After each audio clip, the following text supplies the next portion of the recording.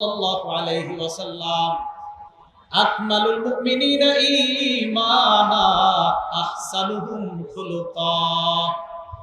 আল্লাহর নবী বলেন সবচাইতে কামেল মুমিন, বলেন কি মুমিন? কামেল। সবচাইতে কামেল মুমিন আহসানুহুম খুলুকা। পৃথিবীর মধ্যে সবচেয়ে কামেল মুমিন যার চরিত্র সবচেয়ে বেশি সুন্দর, যার আখলাক সবচেয়ে বেশি সুন্দর। এরপর রাসূলুল্লাহ সাল্লাল্লাহু আলাইহি সাল্লাম বলেন খিয়ারুকুম লিনিসাইহিম খুলুকা। তোমাদের মধ্যে সর্বোত্তম ওই ব্যক্তি যেই ব্যক্তি তাদের বিবিদের কাছে চারিত্রিক ভাবে ভালো হয়। আবার বলছি, তোমাদের মাঝে সর্বোত্তম ওই ব্যক্তি যেই ব্যক্তি তোমাদের মাঝে তার বিবিদের কাছে চারিত্রিক ভাবে সবচেয়ে ভালো হয়, সে তোমাদের মাঝে সর্বোত্তম ব্যক্তি। তাহলে কামেল মুমিন ওই ব্যক্তি যার চরিত্র সবচেয়ে বেশি সুন্দর হয়, আর বিবিদের কাছে যার চরিত্র সবচেয়ে বেশি সুন্দর, ওই ব্যক্তি তোমাদের মাঝে সর্বোত্তম ব্যক্তি। আল্লাহ আমাদের সকলকে উত্তম চরিত্র অর্জন করে কামেল মুমিন হওয়ার তৌফিক দান করেন। এবার আসে রাসূলের চরিত্র কেমন ছিল। মানুষের সৌন্দর্যতা প্রাথমিকভাবে দুই প্রকার। বলেন সৌন্দর্যতা কয় প্রকার? দুই প্রকার। এক নাম্বার শারীরিক সৌন্দর্যতা, দুই নাম্বার চারিত্রিক সৌন্দর্য। এক নাম্বার বাহ্যিক সৌন্দর্য, দুই নাম্বার চারিত্রিক সৌন্দর্য। বাহ্যিক সৌন্দর্যের আরবি হলো হুসনে সুরত, চারিত্রিক সৌন্দর্যের আরবি হলো হুসনে সিরত। হুসনে সুরত মানে হলো বাহ্যিক সৌন্দর্য, হুসনে সিরত অর্থ হলো আপনার চারিত্রিক সৌন্দর্য। রাসূলুল্লাহ সাল্লাল্লাহু আলাইহি সাল্লাম বাহ্যিক সৌন্দর্য এবং চারিত্রিক সৌন্দর্য উভয় সৌন্দর্যে পৃথিবীর মাঝে সবচেয়ে শ্রেষ্ঠ মানুষ ছিলেন। এক, রাসূল বাহ্যিকভাবে সবচেয়ে সুন্দর ছিলেন। দুই নাম্বার চারিত্রিক সৌন্দর্যতায় রাসূল সাল্লাল্লাহু আলাইহি সাল্লাম সবচেয়ে বেশি সুন্দর ছিলেন। নরমাল মানে ফ্রিজের পানি। রাসূলুল্লাহ সাল্লাল্লাহু আলাইহি সাল্লামের বাহ্যিক সৌন্দর্যতা কেমন ছিল একটু মন দিয়ে শুনেন। সহিহ বুখারীর বর্ণনা 3547 নম্বর হাদিসের বর্ণনা। আন আনাস ইবনে মালিক রাদিয়াল্লাহু তাআলা আনহু قال আনাস রাদিয়াল্লাহু তাআলা আনহুর বর্ণনা, তিনি বলেন কানা রাসূলুল্লাহ সাল্লাল্লাহু আলাইহি ওয়াসাল্লাম রাবআতাম মিনাল কওম। রাসূলুল্লাহ সাল্লাল্লাহু আলাইহি সাল্লাম মাঝারি গড়নের ছিলেন, মধ্যম মানের ছিলেন। লাইসা বিত-তাওয়িলি ওয়ালা বিল-কাসীর। রাসূলুল্লাহ সাল্লাল্লাহু আলাইহি সাল্লাম বেশি লম্বা ছিলেন না, আবার বেশি খাটো ছিলেন না।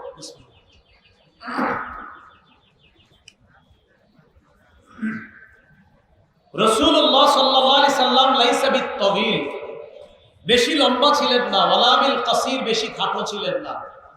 আযহারাল-লাউনি, নবীজি গোলাপি কালারের সুন্দর ছিলেন। কি কালার সুন্দর? গোলাপি। লাইসা বিআবিয়াদা আমহাকা, ধবধবে সাদা ছিলেন না। ওয়ালা বিআদামা, আবার একেবারে মাটির কালারের ছিলেন না, তামাট বর্ণের ছিলেন না। তাহলে রাসূল সাল্লাল্লাহু আলাইহি সাল্লাম একবারে মাটি এমনও ছিলেন না, আবার একবারে ধবধবে সাদা এমনও ছিলেন না। বরং নবীরে দেখলে মনে হতো রাসূলের শরীর মোবারকটা একটা লাল লাল ভাব এমন ঘুরছে। এটাকে বলা হয় আযহারাল লাউন। এরপরে আনাস রাদিয়াল্লাহু তাআলা আনহু বলেন লাইসা বিজাদিন কাতিতিন, রাসূলের চুলগুলা অধিক কোকড়ানো ছিল না। ওয়ালা বিসাবতিন রাজিলিন, রাসূলের চুলগুলা একদম লম্বা খাড়া সোজা ছিল না। তাহলে চুলগুলা একবারে কোকড়ানো ছিল না, আবার একবারে লম্বা সোজা এমন ছিল না। অন্য বর্ণনা আসছে রাসূলের চুলগুলা এমন ছিল ঢেউ খেলতো, যেমন দেখলে মনে হতো এমন ঢেউ খেলতেছে রাসূলের চুলগুলা। তাহলে বেশি কোকড়ানো ছিল না, আবার বেশি লম্বা ছিল না। তাহলে রাসূলুল্লাহ সাল্লাল্লাহু আলাইহি সাল্লামের চুলগুলা কোকড়ানো ছিল না, লম্বাও ছিল না। রাসূল বেশি লম্বা ছিলেন না, একবারে খাটো ছিলেন না। আবার রাসূল সাল্লাল্লাহু আলাইহি সাল্লামের গায়ের রং ধবধবে সাদাও না, আবার একবারে তামাক বর্ণেরও না, বরং অনেকটা লাল লাল ভাব গোলাপি কালারের সৌন্দর্য আল্লাহ রাসূলকে আল্লাহ দান করেছেন। হযরত আনাস বলেন, উনজিলা আলাইহি ওয়া হুয়া ইবনু 40 সানা, নবীর বয়স যখন 40 তখন তাকে কোরআন দেওয়া হয়, অর্থাৎ 40 বছর বয়সে আল্লাহ রাসূলের উপর কোরআন নাযিল করা হয়। ফালাবিসা বিমাক্কাতা 10 সিনিনা ইউনজালু আলাইহি, মক্কায় অবস্থান করলেন 10 বছর, তখনও তাকে তার উপর কোরআন নাযিল হতো। ওয়া বিল মাদিনাতি 10 সিনিনা, মদিনায় অবস্থান করলেন 10 বছর, তখনও কোরআন নাযিল হতো। তাহলে মক্কায় অবস্থান করলেন 10 বছর, তখনও কোরআন নাযিল হতো। মদিনায় অবস্থান করলেন 10 বছরের কিছু বেশি, মানে হলো আপনার 13 বছর, তখনও কোরআন নাযিল হতো। হাদিসে 10 বলা হয়েছে এই কারণে, আরবরা সাধারণত আপনার ওই মাঝখানের যে সংখ্যাগুলা এইগুলা বলতো না, এই জন্য 61, 62, 63 যে 13 বছর, অর্থাৎ মদিনার 13 বছর, ওই ভাঙা অংশটা না বইলা বলতেন মদিনায় 10 বছর। আসলে রাসূল মদিনায় ছিলেন কয় বছর? 13 বছর।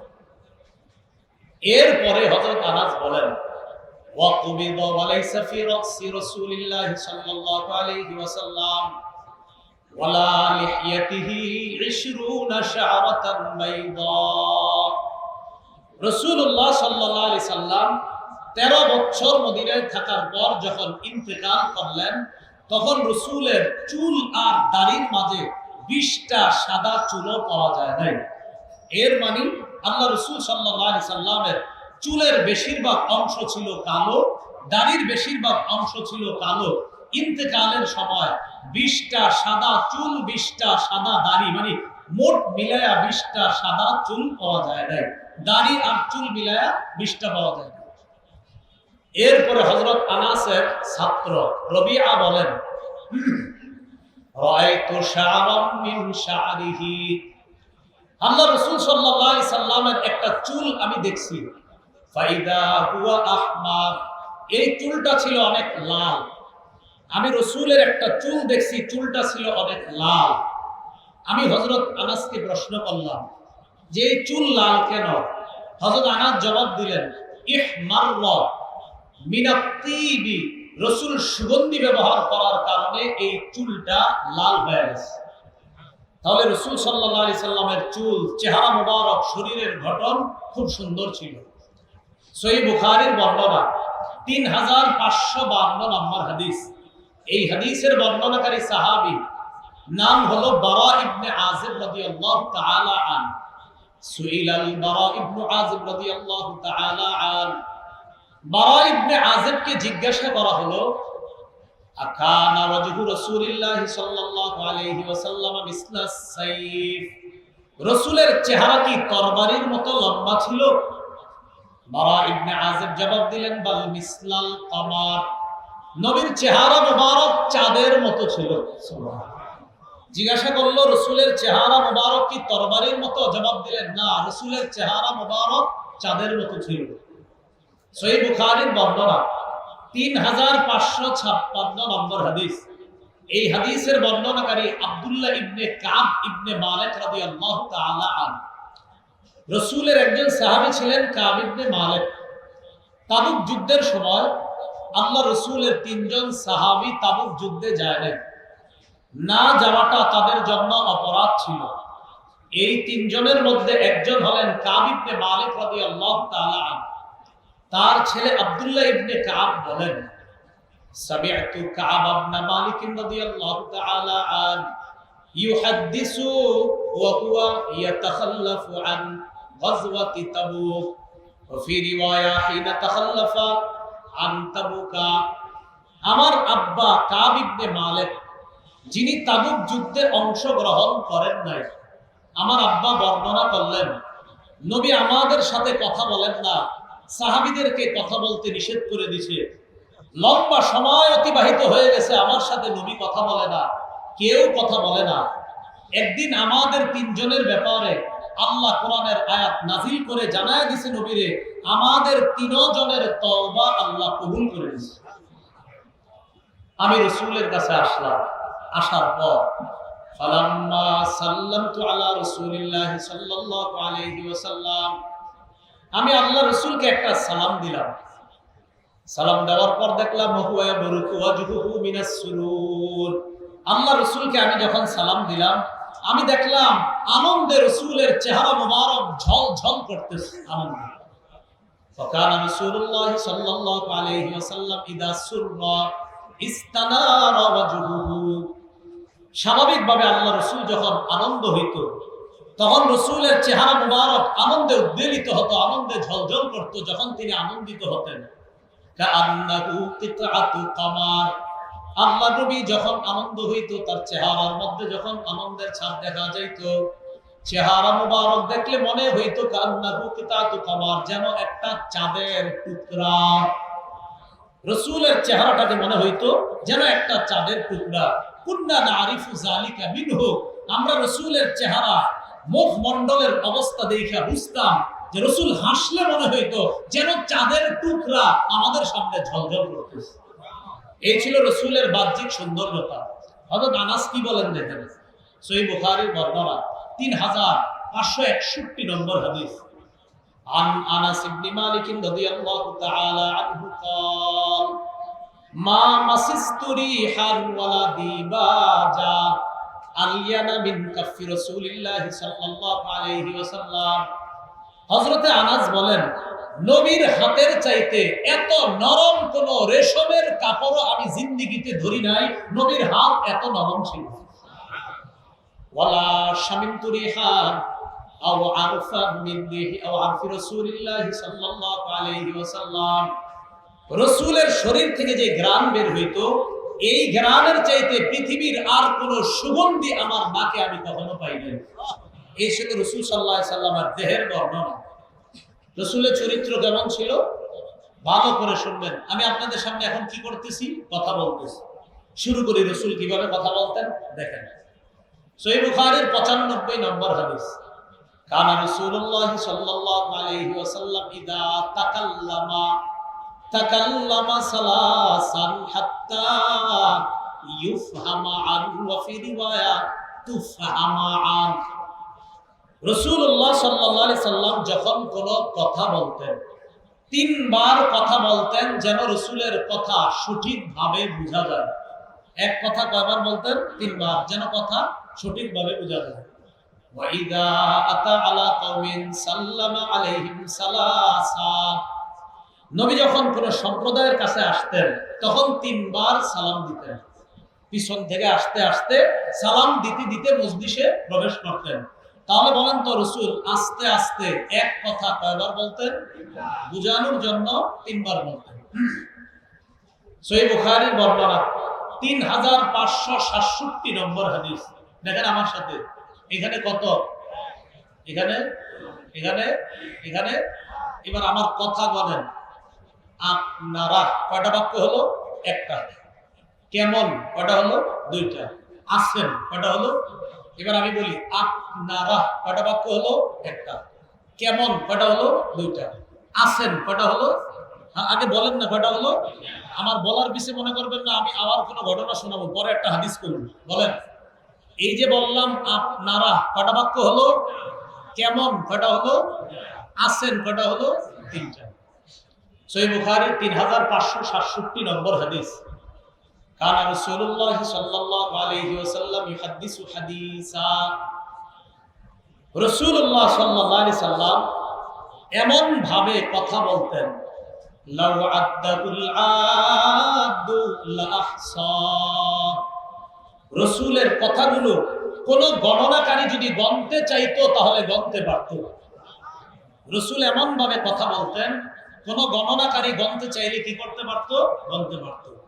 এই জন্য আওয়াজগুলা নিয়ন্ত্রণে থাকা দরকার। আপনাদের এই জায়গার আওয়াজ কিন্তু আমি কিছু বুঝতেছি না, এত বেশি আওয়াজের মধ্যে আলোচনা করা ঠিক না। কিন্তু আমার তবিয়তেরও খেলাফ, এত পরিমাণ আওয়াজ চারদিকে, আমার মনে হচ্ছে বয়ান হচ্ছে অন্যদিকে, এখানে না। এটা আমার ব্যক্তিগত অভিমত, হয়তো অন্যরা স্বাচ্ছন্দ্য বোধ করে, আমি না। আমি ছোট ভালো মানুষ, আমার কথা এখানে থাকতে হবে, বেশি বাইরে বেশি যাওয়া যাবে না।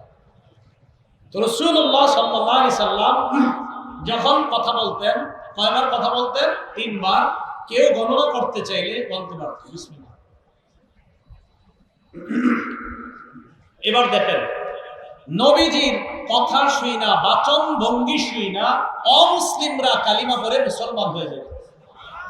এখন অমুসলিমরা মুসলমান হইব কিভাবে? কথাই তো বোঝা যায় না, খালি মনে হয় হুজুর ফাটাইতেছে। কি ফাটাইতেছে এটাই যদি না বুঝি তো লাভ হবে কি বলেন? এটা মাথায় রাখবেন। ছোটবেলায় আগে মাহফিলে যাইতাম আর মনে করতাম হুজুর ফাটাইতেছে, কি ফাটাইতেছে এটা যদি না বুঝি তাহলে তো আর ফাটলো না। এই কথাটা কিন্তু মনোযোগ দিবেন, এই কথাটা একটু খেয়াল রাখবেন ভবিষ্যতে। ফাটানোটা বুঝতে হবে সবাই, চিল্লাচিল্লি করলে কোনো লাভ নাই, বয়ানে বুঝতে হয় বাস। নবীর কথা শুই না অমুসলিমরা মুসলমান হয়ে যাইতো। হাদিস শরীফ, মুসলিম শরীফের 868 কত হয়? 868 নম্বর হাদিস। এই হাদিসের মধ্যে আসছে আমাদের মাদ্রাসার পাঠ্যপুস্তক অনুসারে 868 নম্বর হাদিস। এই হাদিসের মধ্যে আসছে জিমাদ নামে এক ব্যক্তি আসছে। নাম কি বলেন তো? জিমাদ। তিনি মক্কায় আসছে। আন্না জিমাদান কাদিমা মক্কা, জিমাদ মক্কায় আসছে। ওয়া কানা মিন আজদি শানুআতা, এই জিমাদ যে এলাকা থেকে আসছে এলাকাটার নাম আজদে শানুআ। আজদে শানুআ নামক একটা এলাকা থেকে আসছে জিমাদ নামে এক ব্যক্তি। এখন কথা হলো জিমাদ লোকটাকে,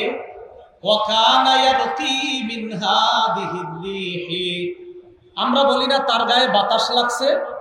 এই জিমাদ নামক লোকটা কারো গায়ে বাতাস লাগলে, জিনে আসর করলে, কারো মাথায় পাগলামি থাকলে সে ঝাড়ফুঁক করত। এটা ছিল জিমাদের কাজ। তো জিমাদ আসছে মক্কায়। মক্কায় আসার পর মানুষে ঝাড়ফুঁক করে।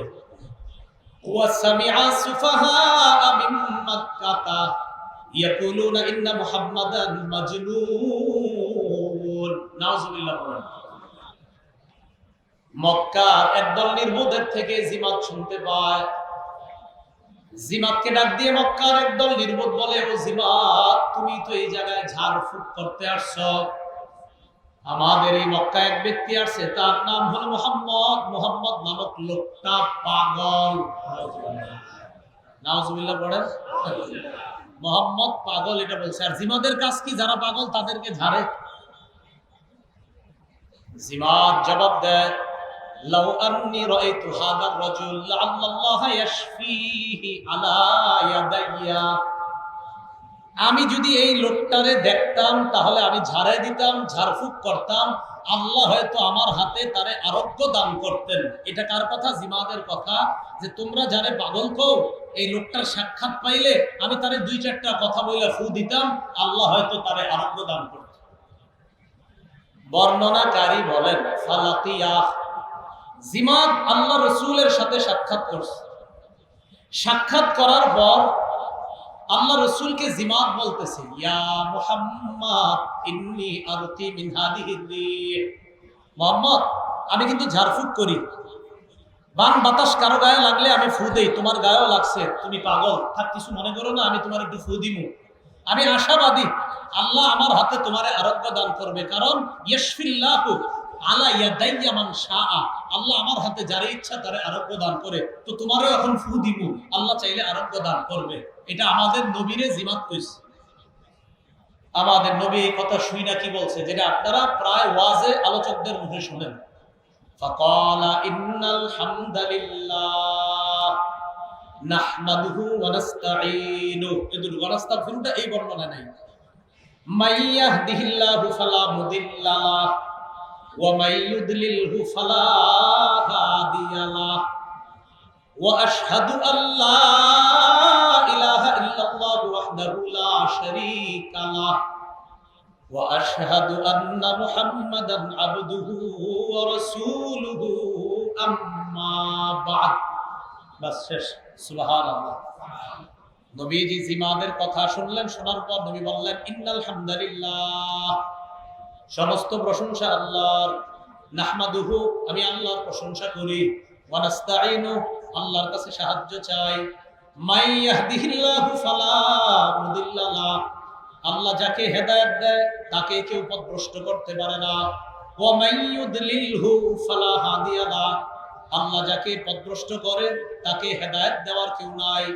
ওয়া আশহাদু আল্লা ইলাহা ইল্লাল্লাহু ওয়াহদাহু আমি সাক্ষ্য দিচ্ছি আল্লাহ ছাড়া কোনো ইলাহ নাই, তিনি একক।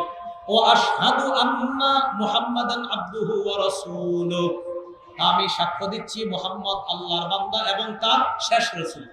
বলেন তার শেষ রাসূল, মানে এই শেষটা আমরা থেকে বানায় তার শেষ রাসূল। এখন থেকে এটা বলবো না। যেই মাত্র এতটুকু বাক্য এগুলো রাসূল বললেন, বলার পর বললেন আম্মা বা'দ, যে জিমাদ এখন আমি কিছু কথা বলবো, এটা বলার আগে জিমাদ কয় থামো। সুবহানাল্লাহ, কয় থামো।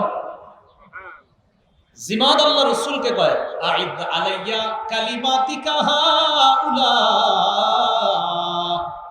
তুমি যেই বাক্যগুলা বললা মাত্র আমার কাছে আবার এই বাক্যগুলা পুনরায় বলো তো। যেই বাক্যগুলা বললো আবার পুনরায় বলো তো বাক্যগুলা, আবার বলো। আরে জিমাদ চিন্তা করছে পাগল তো আবার বলতে পারবে না, চিন্তা করছে। فأعاده عليه رسول الله صلى الله عليه وسلم ثلاث مرات, রাসূল অবিকল বাক্যগুলা জিমাদকে তিনবার শোনায় দিয়েছেন। জিমাদ আল্লাহ রাসূলকে কয় সামি'তু কাওলাল কাহানা ওয়া কাওলাস সাহারা ওয়া কাওলাশ শুআরা মা সামি'তু মিসলা কালিমাতিকা হাউলা। সামি'তু কাওলাল কাহানা, আমি গণকদের কথা শুনেছি। ওয়া কাওলাস সাহারা, আমি জাদুকরদের কথা শুনেছি। ওয়া কাওলাশ শুআরা, আমি কবিদের কথা শুনেছি।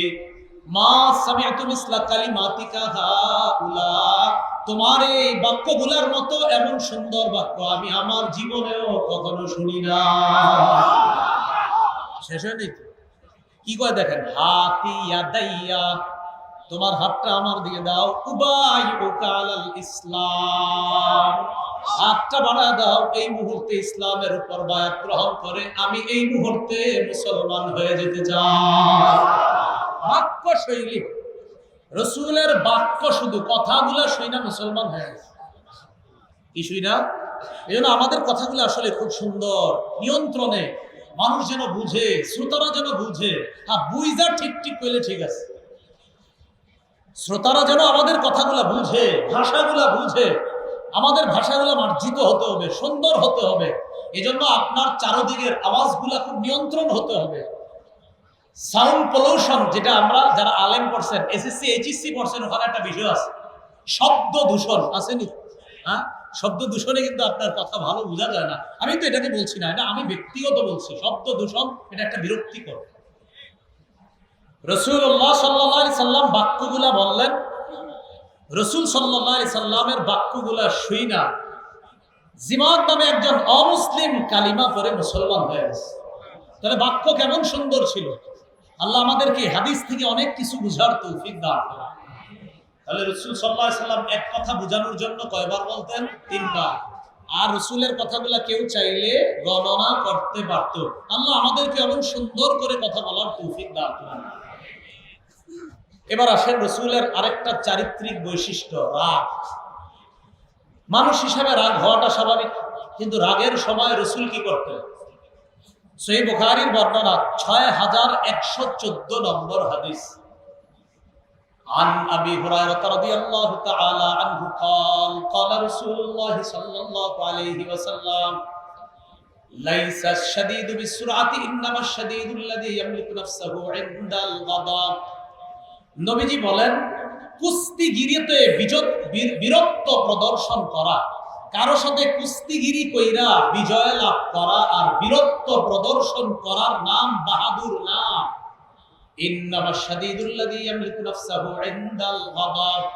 রাগের সময় নিজেরে নিয়ন্ত্রণ করতে পারা হলো প্রকৃত বাহাদুরের পরিচয়। নবীজি কি বললেন? বীরত্ব প্রদর্শন কইরা কুস্তি লাইগা আরেকজনকে হারায়া দেওয়া, এটা প্রকৃত বীরের পরিচয় না। রাগের সময় যে নিজেরে নিয়ন্ত্রণ করতে পারে, নবী বলেন আমি তাকে এই পৃথিবীর সর্বশ্রেষ্ঠ বীর বাহাদুর বলে ঘোষণা করলাম। তাহলে রাগের সময় নিয়ন্ত্রণ করা। রাসূল একবার গনিমতের মাল বন্টন করছে। বন্টন করার পর এক ব্যক্তি কি কয়? কয় নবী ইনসাফ করে নাই। নাউজুবিল্লাহ বলেন। এক সাহাবী কথাটা শুনে ফেলছে। শুইনা রসুলের কাছে গেছে, যাওয়ার পর বললেন, ইয়া রাসূলুল্লাহ, আপনি নাকি ইনসাফ করেন নাই। নবীজি সাল্লাল্লাহু আলাইহি সাল্লাম একটু রাগ হয়ে গেলেন, খুব রাগ হয়েছে, কিন্তু নবী রাগ হওয়ার পরও ধৈর্য ধারণ করলেন। ধৈর্য ধারণ করে বললেন, লাকাদ উযিয়া মূসা, ইতিপূর্বে মূসারেও কষ্ট দেওয়া হয়েছে, মূসা নবীকে কষ্ট দেওয়া হয়েছে। ফাসাবারা, মূসা নবীরে আরো অনেক কথা বইলা কষ্ট দেওয়া হয়েছে, তিনি ধৈর্য ধারণ করেছে। আমি না হয় তার এই কথাটা শুই না, ধৈর্য ধারণ করলাম। তো এখানে বিষয়টা বোঝার হলো, নবীরে বলছে নবী ইনসাফ করে নাই। আল্লাহর নবী যদি ইনসাফ না করে দুনিয়াতে ইনসাফ করবে কে বলেন? রসুলের চাইতে শ্রেষ্ঠ ইনসাফকারী পৃথিবীতে আসে নাই, আসবেও না। সহিহ বুখারীর বর্ণনা 6115 নাম্বার হাদিস। এই হাদিসের বর্ণনাকারী সাহাবীর নাম সুলাইমান ইবনে সুরত, সাদিয়া সুরত। এই সুলাইমান ইবনে সুরত তার থেকে বর্ণনা, তিনি বলেন, ইস্তাব্বা রাজুলান ইনদা নবী সাল্লাল্লাহু আলাইহি ওয়াসাল্লাম ওয়া নাহনু ইনদাহু জুলুস। আল্লাহ নবীর সামনে দুই ব্যক্তি ঝগড়া লাগছে, একজন আরেকজনকে গালি দেয়, নাউজুবিল্লাহ। নবীর সামনে একজন আরেকজনকে গালি দেয়। সাহাবীরা বলেন, আমরা আল্লাহ নবীর সামনে বসা। ইস্তাব্বা আহাদুহুমা সাহিবাহু মুগদাবা, একজন আরেকজনকে গালি দেয় রাগান্বিত অবস্থায়। ফাকালা রাসূলুল্লাহ সাল্লাল্লাহু আলাইহি ওয়াসাল্লাম, ইন্নী লা আ'লামু কালিমাতান লাউ ক্বালাহা লা যাহাবা আনহু মা ইয়াজিদ। আল্লাহ নবী বললেন, যেই ব্যক্তিটা রাগান্বিত হয়, আমি এমন একটা বাক্য জানি, এই বাক্যটা যদি লোকটা পড়ে এই মুহূর্তে তার রাগ দূর হয়ে যাবে। আমি একটা বাক্য জানি, এই বাক্যটা যদি রাগান্বিত ব্যক্তি পড়ে তাহলে তার রাগ দূর হয়ে যাবে। সেটা আপনারাও পারেন, সবাই পারি আমরা। পড়েন, আউযু বিল্লাহি মিনাশ শাইতানির রাজীম। কেউ রাগ হইলে পাশে গিয়ে করবেন, আউযু বিল্লাহি মিনাশ শাইতানির রাজীম, আউযু বিল্লাহি মিনাশ শাইতানির রাজীম। খাড়ায় থাকলে বসায়া দিবেন, বসায়া না থামলে পানির কাছে নিয়ে যাইবেন, ওযু করাইবেন, ওযুতে না থামলে হাউজে ধাক্কা মারবেন। থামবে থামবে, হাউজে ধাক্কার কথা আসে নাই হাদিসে, এটা আমি কইলাম আর কি। ওযু করলে রাগ দমন হয় কেন? রাসূল বলেন, আল গদবু মিনাশ শায়তান, রাগ হলো শয়তানের পক্ষ থেকে। শয়তান হলো আগুনের তৈরি, আগুনকে নিবানোর জন্য পানির প্রয়োজন। তোমাদের কেউ যখন রাগ হয় সে যেন ওযু করে, ওযু পানি দিয়ে করে, আর পানি আগুনকে নিভায়া দেয়। যে ব্যক্তি রাগ হবে তারে ওযু করায় দাও, তাহলে শয়তানের থেকে আগুন নামক যে রাগ আসছে, এই ওযুর পানি ওই রাগকে নিভায়া দেবে। তাহলে রসুলের আরেকটা আখলাক শিখলাম, চরিত্র, রাগের সময় দমন করা। বলেন, রাগের সময় কি করা? দমন করা। তৃতীয় আরেকটা, রসুল হাসতেন, মুস্কি হাসি দিতেন। বলেন, কি হাসি দিতেন? মুস্কি হাসি দিতেন। আমরা মুস্কি হাসি দেইনি, মাঝে মাঝে তো আমরা পুরো ফাটায় ফেলি, ঠিক না? অট্ট হাসি দিয়ে, ঠিক না? মুস্কি হাসি, সর্বোচ্চ দাঁত দেখায় হাসা যাবে, তবে বেশি অট্ট হাসি না। রসুলের দাঁত দেখা যায় তো মাঝে মাঝে, কিন্তু বেশিরভাগ সময় মুস্কি হাসতেন। সহিহ বুখারীর বর্ণনা 6089 নম্বর হাদিস। এই হাদিসের মধ্যে আসছে, আন জারীর ইবনে আব্দুল্লাহ রাদিয়াল্লাহু তাআলা আনহু قال মা হাজাবানি রাসূলুল্লাহ সাল্লাল্লাহু আলাইহি ওয়াসাল্লাম মুনযু আসলামতু। আমি ইসলাম গ্রহণ করার পর আল্লাহ নবী কখনো আমারে আড়াল করেন নাই। এর মানে ইসলাম গ্রহণ করার পর আমি নবীর কাছে গিয়েছি আর রাসূল কখনো পর্দা ফেলায়া দিছে, আমার সাথে সাক্ষাৎ দেয় নাই, এমন হয় নাই। ইসলাম গ্রহণ করার পর আমি যতবার নবীর কাছে গিয়েছি ততবার সাক্ষাৎ পাইছি। পরে কি করে দেখেন, ওয়ালা রাআনি ইল্লা তাবাসসামা ফি ওয়াজহি। ইসলাম গ্রহণ করার পর নবী আমার দিকে যতবার তাকিয়েছে ততবার একটা মুস্কি হাসি দিছে। রাসূল আমার দিকে যতবার তাকিয়েছে ততবার একটা মুস্কি হাসি দিছে। কোন সাহাবী? জারীর ইবনে আব্দুল্লাহ। এই সাহাবী বলেন, রাসূলের দিকে যতবার তাকাইছি ততবার একটা মুস্কি হাসি আমি পাইছি। এজন্য আমি আমার ছেলের নাম রাখছি জারীর। কি নাম রাখছি? ওই যে রাসূল কখনো মুস্কি হাসি ছাড়া এর দিকে তাকায়নি, এজন্য জারীর। আমার পোলার নাম কি? জারীর। মুস্কি হাসি দিছে সবসময় জন্য। 4 নাম্বার, রাসূল কান্না করতেন। কোরআন তেলাওয়াতের সময় রাসূল সাল্লাল্লাহু আলাইহি সাল্লাম কান্না করতেন। সহিহ বুখারীর বর্ণনা 5050 নাম্বার হাদিস, মানে 5050 কত হয়? 5050। عن عبد الله بن مسعود رضي الله تعالى عنه قال قال رسول الله صلى الله عليه وسلم اقرأ علي আব্দুল্লাহ ইবনে মাসউদ বলেন রাসূল আমারে বললেন তুমি আমাকে কোরআন পড়ে শোনাও। আব্দুল্লাহ ইবনে মাসউদ জবাব দেয় আআকরাউ আলাইকা ওয়া আলাইকা উনজিলা, ইয়া রাসূলুল্লাহ আমি আপনাকে কোরআন পড়ে শোনাবো অথচ কোরআন তো আপনার উপরেই নাজিল করা হয়েছে। নবীজি বললেন ইকরা আলাইয়া, তুমি কোরআন পড়ে শোনাও। ফাকরাতু সূরাতান নিসা, আমি সূরা নিসা তেলাওয়াত করলাম। কোন সূরা? হাত্তা বালাগতু, সূরা নিসা তেলাওয়াত করতে করতে এই আয়াতের মধ্যে বুঝলাম ফাকাইফা ইযা জিনা মিন কুল্লি উম্মাতিন বিশাহীদ ওয়া জিনা বিকা আলা হাউলাই শাহীদা। এই আয়াতে যখন বুঝলাম, আয়াতের অর্থটা শুনেন, ফাকাইফা কেমন অবস্থা হবে তখন তাদের, ইযা জিনা মিন কুল্লি উম্মাতিন বিশাহীদ, আমি যখন প্রত্যেক উম্মত থেকে একজন সাক্ষী উপস্থিত করব, ওয়াজিনা বিকা আলা হাউলাই শাহীদা, আর আপনাকে আমি এই তাদের ব্যাপারে সাক্ষী হিসাবে উপস্থিত করব, তখন তাদের কি অবস্থা হবে? রাসূল আয়াত ছুঁই না চিন্তায় পড়ে গেলেন। আব্দুল্লাহ ইবনে মাসউদকে ডাক দিয়ে বলে আব্দুল্লাহ হাসবুকাল আন, থামো আব্দুল্লাহ থামো, আর কইরো না। মানে এই আয়াতে রাসূল চিন্তায় পড়ে গেছে, আরে আমার উম্মতের কি হবে, সাক্ষী আইসা যদি বিপক্ষে সাক্ষী দেয় তাহলে তো অবস্থা খারাপ। আব্দুল্লাহ ইবনে মাসউদ বলেন ফালতাফাতু ইলাইহি, আমি রাসূলের দিকে তাকাইলাম, তাকায় দেখলাম ফাইদা আইনাহু তাজরিফান, আল্লাহর নবীর চোখে দুই চোখ থেকে অশ্রু প্রবাহিত হয়, রাসূল কান্না করতেছে। তাহলে কোরআন তেলাওয়াতের সময় কান্না করা, কিছু কিছু আয়াতের চিন্তা ফিকির করা, জাহান্নামের ব্যাপারগুলো চিন্তা করে কান্নাকাটি করা, এটা রাসূলের জীবনের অন্যতম একটা সুন্দর আখলাক, অন্যতম একটা সুন্দর চরিত্র। 5 নাম্বার আরেকটা বিষয়, সেটা হলো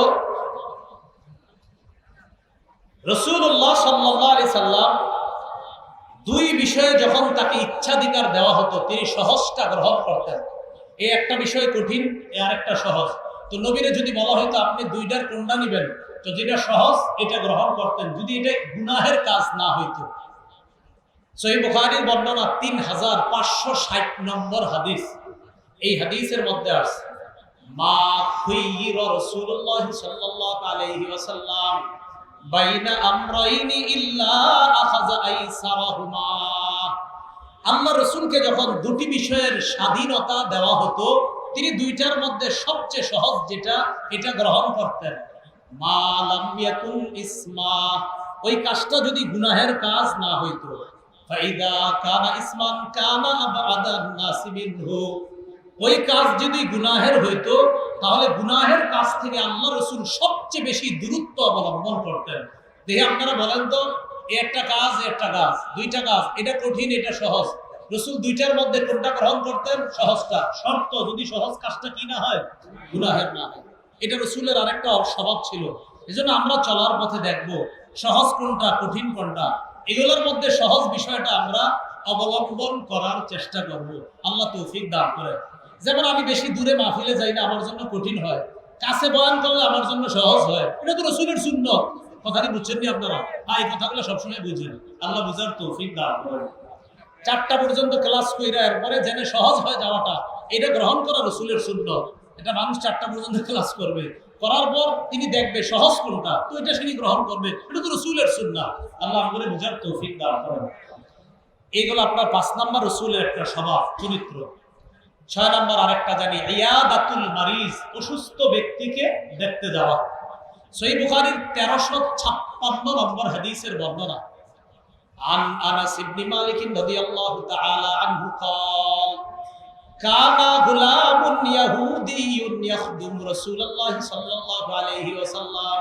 মজার একটা হাদিস, একজন ইহুদি বালক রাসূলের খেদমত করতেন, একজন ইহুদি বালক রাসূলের খেদমত করতেন।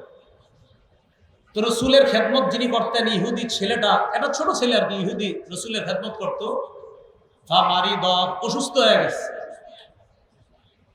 রাসূলুল্লাহ সাল্লাল্লাহু আলাইহি সাল্লাম ফাআতাহু রাসূলুল্লাহ সাল্লাল্লাহু আলাইহি ওয়াসাল্লাম ইয়াউদু, ইহুদি ছেলেটাকে আল্লাহ রাসূল দেখতে আসলেন, কারণ ছেলেটা আল্লাহ রাসূলের খেদমত করত। আসার পর আল্লাহ নবী তার পাশে বসলেন, বসার পর তার দিকে তাকায় বললেন, আসলিম, তুমি মুসলমান হও। কি বললেন? তুমি মুসলমান হও, ইসলাম গ্রহণ করো। ছেলেটা চিন্তা করে, আমি কি মুসলমান হব? নাযারা ইলা আবিহি, বাপের দিকে তাকাইছে। বাপ কি কয়? যেই মাত্র বাবার দিকে তাকাইছে, বাবা বুঝছে আমার ছেলে চায় আমার অভিমত। বাবা আমার নজরের দিকে তাকাইছে, ছেলের নজরের দিকে তাকায় কয়, আতিয়া আবুল কাসেম সাল্লাল্লাহু আলাইহি সাল্লাম, মুহাম্মদ সাল্লাল্লাহু আলাইহি সাল্লাম যেটা বলতেছে এটা গ্রহণ করে নাও। ছেলেটা মুসলমান হয়ে গেছে। فخرج النبي صلى الله عليه وسلم وهو يقول الحمد لله الذي أنقذه من النار। নবী ঘর থেকে বের হতে হতে বললেন, সমস্ত প্রশংসা আল্লাহ, যে আল্লাহ এই ছেলেটাকে জাহান্নাম থেকে মুক্তি দিয়ে দিয়েছে। তাহলে এখানে আর একটা জিনিস জানলাম, অসুস্থ ব্যক্তি খোঁজ খবর নেওয়া। প্রতিবেশী যদি অমুসলিম হয়, কখনো অসুস্থ হয়ে যায়, আর তারা দেখার মতো যদি কেউ না থাকে, আমাদের কর্তব্য তারও খবর নেওয়া, যে তার অসুস্থতার মুহূর্তে তাকে সেবা শুশ্রূষা হয়েছে কিনা, ঠিক মতো ডাক্তারের কাছে তাকে নেওয়া হয়েছে কিনা। আমরা মুসলমান প্রতিবেশী হলেও এটা দেখা আমাদের দায়িত্ব, কর্তব্য।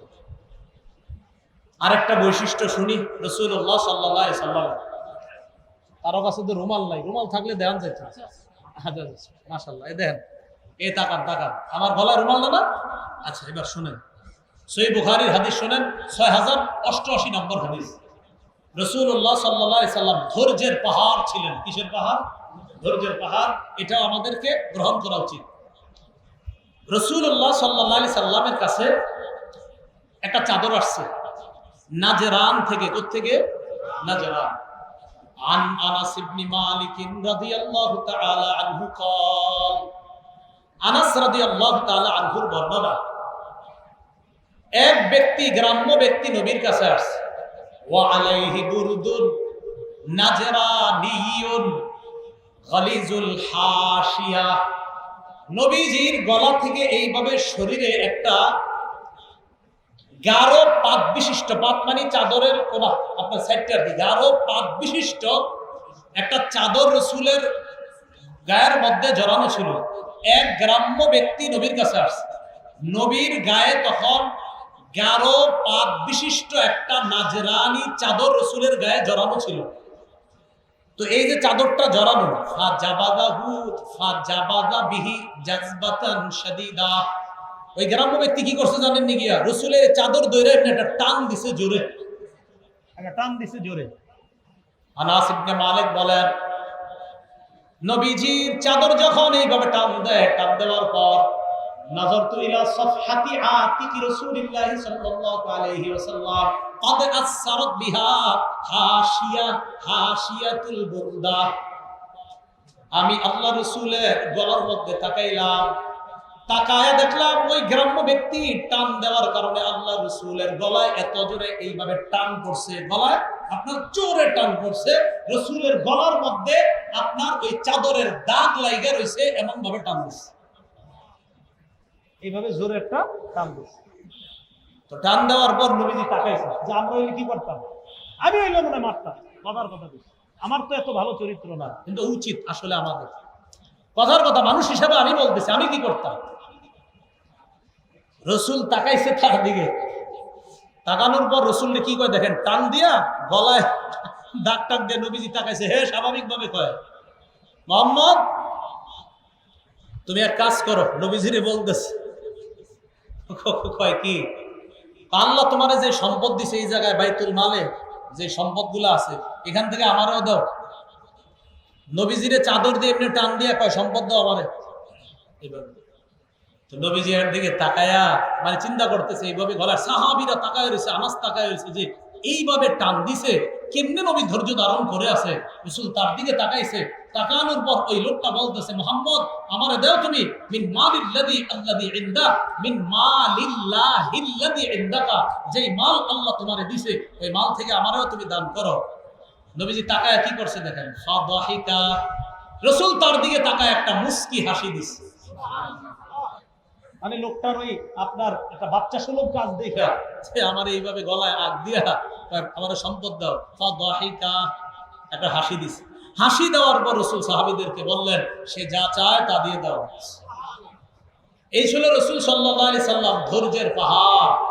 এই জন্য রাসূলুল্লাহ সাল্লাল্লাহু আলাইহি ওয়াসাল্লাম তার স্বভাব চরিত্রটাই ছিল এমন যে নবীজি সাল্লাল্লাহু আলাইহি সাল্লামের ব্যাপারে আম্মা জান আয়েশা সিদ্দিকার একটা বর্ণনা, এই বর্ণনার মাধ্যমে আলোচনা রীতি টানবো। মুসনাদে আহমদের 25,302 নম্বর হাদিস। এই হাদিসের বর্ণনাকারী একজন তাবিঈ সাদ ইবনে হিশাম রাহমাতুল্লাহি আলাইহি বলেন, আমি আম্মাজান আয়েশার কাছে আসছি। আসার পর আম্মাজান আয়েশাকে বললাম, আখবিরিনি আন খুলুকি রাসূলিল্লাহি সাল্লাল্লাহু আলাইহি ওয়াসাল্লাম। আম্মাজান, আল্লাহর রাসূলের চরিত্র কেমন ছিল আমার একটু বলেন তো। আম্মাজান জবাব দিলেন, কানা খুলুকুহু আল কুরআন। আল্লাহ নবীর চরিত্র পুরা কোরআন। নবীর চরিত্র কোরআন। বলেন, নবীর চরিত্র কোরআন। হুজুর, নবীর চরিত্র কোরআন মানে কোরআনের যা যা পালনীয় 100% রাসূল পালন করছে, কোরআনের যা যা বর্জনীয় 100% নবী বর্জন করছে। তাই আম্মাজান বলে, কোরআন খুইলা পড়বা, কোরআনের যা আদেশ বুঝবা নবী অক্ষরে অক্ষরে পালন করছে, কোরআনের যা নিষেধ বুঝবা রাসূল অক্ষরে অক্ষরে এই নিষেধাজ্ঞার বিষয়গুলো থেকে বেঁচে ছিলেন। তাই রাসূলের চরিত্র জানতে চাও, কানা খুলুকুহু আল কুরআন। নবীর পুরো চরিত্রটাই হলো আল কুরআন।